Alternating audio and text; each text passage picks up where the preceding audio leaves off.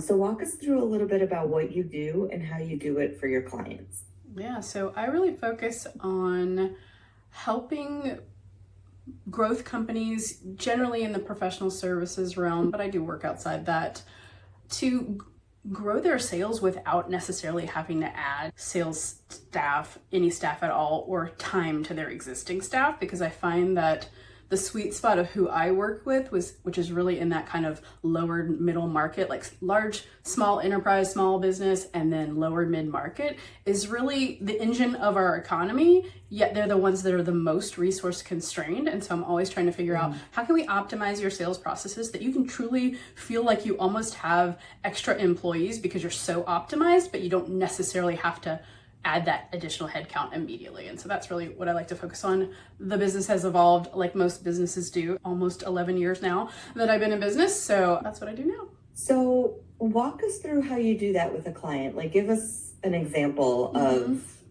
somebody you walked in and were able to, because it's so fascinating to me, especially because, and I think you and I talked about this a lot, Karen and I are at the point in our business where this is exactly what we're thinking about.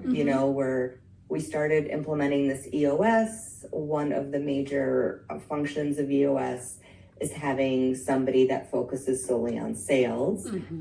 So walk us through how you did this for somebody without having to add that specific job description. Yeah, well, you know how sometimes, regardless of how a lead comes to you, you're both doing the dance between how do I nurture and follow up on my pipeline versus how do I serve my existing clients or customers, however you refer to them. And so oftentimes you think, wouldn't it be great to have some extra hands to make sure that those leads don't fall through the cracks while I'm providing this amazing service to my existing clients? And so really what I do is I look at your processes and I say, well, where can we optimize that so that your leads feel like you are holding their hand through whatever your sales process looks like? And then when it truly is time to consume part of your staff's time, they feel really good about that interaction.